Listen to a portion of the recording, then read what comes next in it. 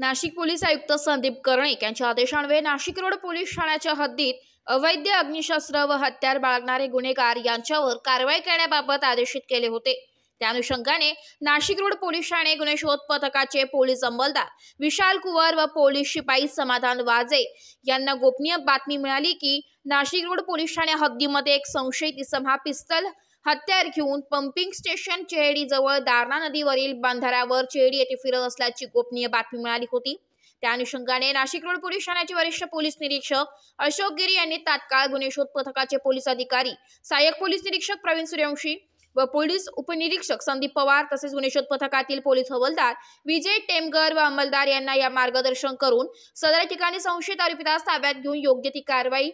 करण्याबाबत सूचना दिलेल्या होत्या।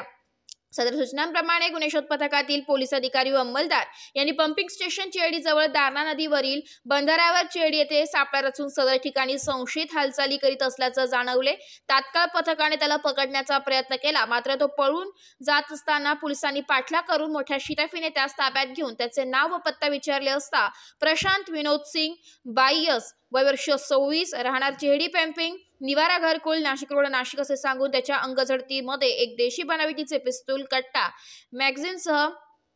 500 रुपये किमतीचे जिवंत काडतूस असा एकूण 25,500 रुपये किमतीचा मुद्देमाल मिळून आल्याने पोलीस हवालदार टेमगर यांनी सविस्तर पंचनामा करून आरोपीस ताब्यात घेतलाय।